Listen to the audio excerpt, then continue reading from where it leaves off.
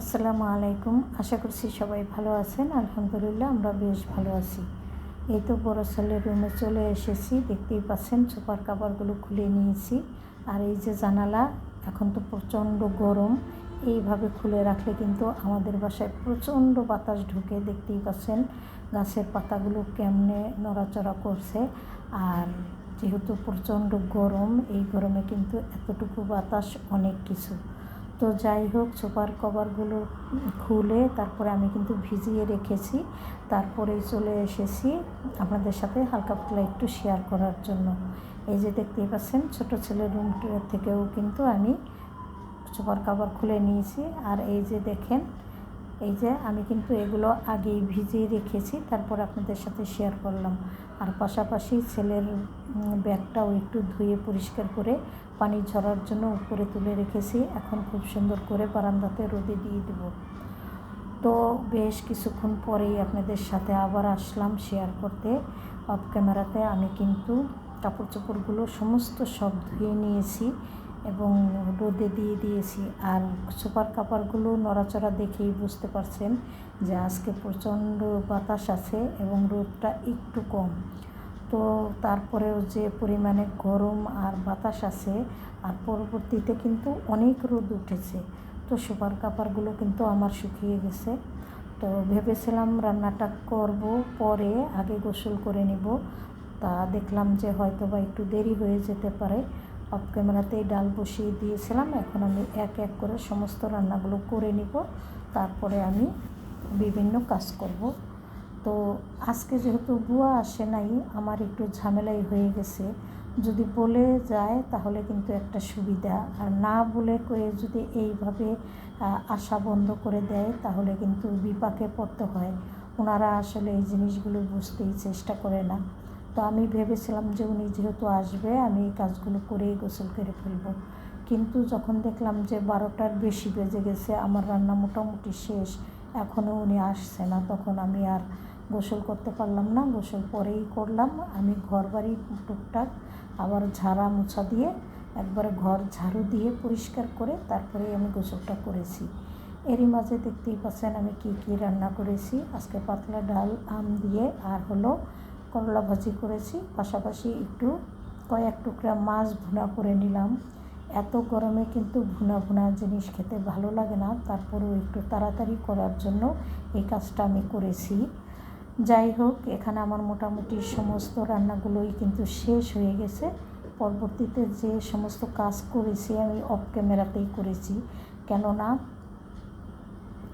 Camera ধরে যদি কাজ করতে যেতাম তাহলে আর আজকে খাওয়া দাওয়া কোনো কিছুই করতে পারতাম না।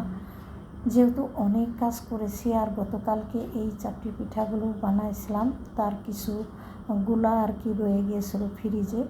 ভাবলাম কাজ করেছি, গোসলের আগে এই চাপটিগুলো বানিয়ে খাবো, তারপরে একটু রেস্ট নিয়ে তারপরেই গোসল করব।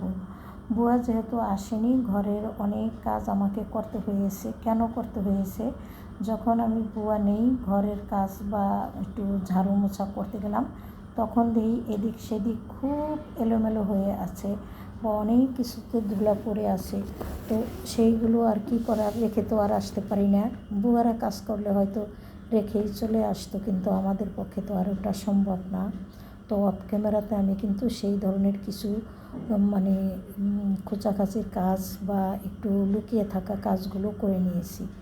তারপরে ভাবলাম যে এই চাপটিগুলো বানিয়ে খেয়ে নেই, তারপরে রেস্ট নিয়ে গোসলটা করব। আর গতকালকের ঝোল দিয়েই কিন্তু আমি এই চাপটিটা খেয়েছি। তো রেস্ট নিয়েছি, দুপুরে খাওয়া দাওয়া করেছি, গোসল করেছি, অনেক কিছু করেছি। এখন হলে সন্ধ্যার পরে, মানে মাগরিবের পরে।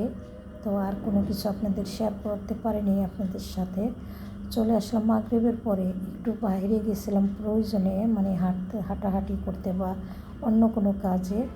তো কখনোই এইভাবে আমার কোনো কিছু কিনতে হয় না বা আমি কিনিও না।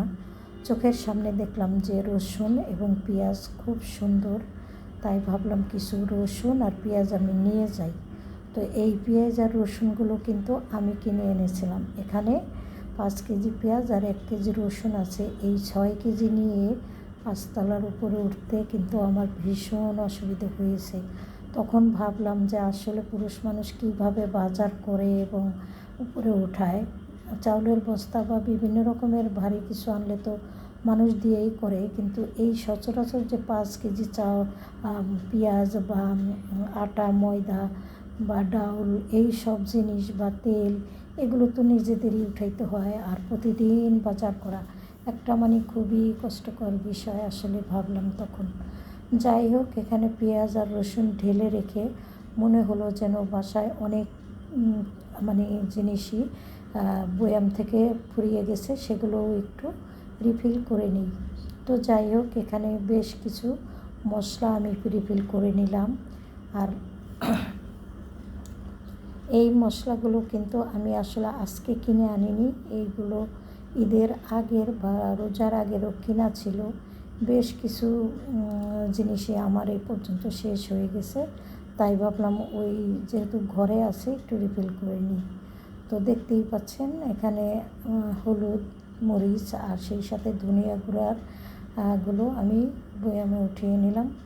তবে আরও কিছু রয়ে গেল, চেয়েছিলাম একবারে শেষ করার জন্য, কিন্তু দেখলাম যে হলুদটা সব শেষ হলো, বয়ামে আটলো, কিন্তু হলুদের গুঁড়া, ধনিয়ার গুঁড়া আর মরিচের গুঁড়াটা আসলে বয়াম ভরেও একটুখানি থেকে যাবে, সেই হিসাবে একটু কম করে রেখে দিলাম আর কি। তো পরবর্তীতে আবার এগুলো রিফিল করে নিব। যাই হোক, এখানে দেখতেই পাচ্ছেন আমি সমস্ত কৌটাগুলো কিন্তু আটকিয়ে নিলাম। আর কিছুটা মশলা কিন্তু নিচে পড়ে গেছে, আমি এখন এগুলো পরিষ্কার করে নেব। তো এই যে আসলে হলুদ মরিচ পড়লে কিন্তু এগুলো সাথে সাথে একটু পরিষ্কার করা ভালো, কেননা এখানে হাত দেওয়া হয়ে যেতে পারে, আর সেই হাত কিন্তু আবার চোখেও লেগে যেতে পারে। যাই হোক, খুব সুন্দর করে পরিষ্কার করতে করতে মনে হলো যে আরও কিছু জিনিসপত্র আমার রিফিল করে নিলে ভালো হয়। আগামীকালকে সেগুলো আমাকে করতে হবে, তাই ভাবলাম যেহেতু এখন সময় আছে, সন্ধ্যার পরে কেউ বাসায় নেই, সমস্ত সব কিছুই একটু রিফিল করে নিই। এই যে এখানে অল্প কয়েকটা ডাল ছিল, কেজি খানিকের মতো। আগে তো এনেছিল, বেশ বয়ামটা ভরা ছিল, শেষ হয়ে গিয়েছে। এখন সেই 1 কেজি আবার রিফিল করে নিলাম, আর 1 কেজি লবণ আবার রিফিল করে নিলাম। আরও লবণ আমার বাসাতে আছে, পরবর্তীতে আমি করব। একসাথে এত করলে বয়ামটা আসলে নাড়াচাড়া করতেও কিন্তু একটু অসুবিধা হয়ে যায়। যাই হোক, সবাই আমার কথার ভিতরে যদি কোনো ভুল ত্রুটি হয়ে থাকে ক্ষমা সুন্দর দৃষ্টিতে দেখবেন আশা করছি। আর এই আমার ছোটোখাটো কাজ দিয়ে ভিডিও সাজানো, এটা যদি আপনাদের ভালো লাগে তাহলে আমাকে একটু সাপোর্ট করে লাইক কমেন্ট করে দিবেন, সেই সাথে সাবস্ক্রাইব করে আমার পাশে থাকবেন। বিশেষ করে একটা করে লাইক দিয়ে দিবেন।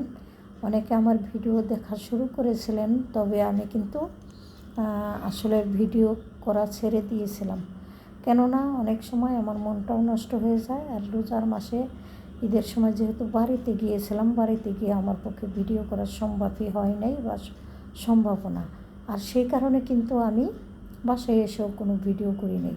তাই ভাবলাম যে না, এভাবে আর চলবে না, আমি করে নিব। তো এটা ছিল সন্ধ্যার পরেই। বেশ কিছু আম এনেছিল দুপুরবেলা, এখন একটু ঢেলে নিলাম, উঠিয়ে নিলাম। আর আম কাটা আজকে খুব যুদ্ধ করব, তো দেখেন কিভাবে কি করি। তো এই যে এখানে আমি কিন্তু আম কাটতে বসে গেলাম, আর এই আমগুলো আমি ফ্রিজে রাখবো। গত ভিডিওতে দেখেছেন আমি কিন্তু ফ্রিজ ধুয়ে পরিষ্কার করেছি আম কেটে রাখার জন্য। এই তো সেই আমগুলো এখন আমি কেটে রেখে দিব ফ্রিজে। এই যে দেখতেই পাচ্ছেন, কিন্তু আম কাটতে গিয়ে এমন এক পরিস্থিতি হলো, আমি ভেবেছিলাম আমগুলো বুঝি সবই কচি ছিল, কিন্তু না, আমের আটি আর কি একবারে আমের বীজটা শক্ত হয়ে গেছিলো, তো আমি আর কাটতে পারছিলাম না। পরবর্তীতে অফ ক্যামেরাতে সমস্ত আমগুলো কেটে নিলাম, কেননা আপনাদের সামনে এত যুদ্ধ করা আর আমার পক্ষে সম্ভব হচ্ছিল না। দেখতেই পাচ্ছেন আমের ভিতরে কিন্তু অলরেডি রং উঠে গেছে। তো অফ ক্যামেরাতেই আমি সমস্ত আমগুলো কেটে আপনাদের সামনে চলে আসলাম। এই যে দেখতেই পাচ্ছেন, এখন ওই লাল বলের আমগুলো আমি ডিপ ফ্রিজে রেখে দেবো, আর বাদ বাকি আমগুলো খুব সুন্দর করে ঝুরি ঝুরি করে কেটে নিয়েছি। এগুলো আমরা মাখিয়ে খাবো রাতে, অথবা আগামীকাল কেউ খেতে পারি। বেশ অনেকবারই আম মাখিয়ে খাওয়া হয়েছে, আপনাদের সাথে আসলে শেয়ার করা হয়নি। প্রায় আম তো কাঁচা আম প্রায় শেষ মুহূর্তে, কিছুদিন পরে দেশি আমগুলো পেকেও যাবে। তো যাই হোক, ভুল ত্রুটি ক্ষমা সুন্দর দৃষ্টিতে দেখবেন। আপনাদের এখান থেকে আমি বিদায় নিয়ে নিব, আর সামনে কী কাজ করি সেগুলো দেখতে থাকেন। আল্লাহ হাফেজ, আসসালামু আলাইকুম।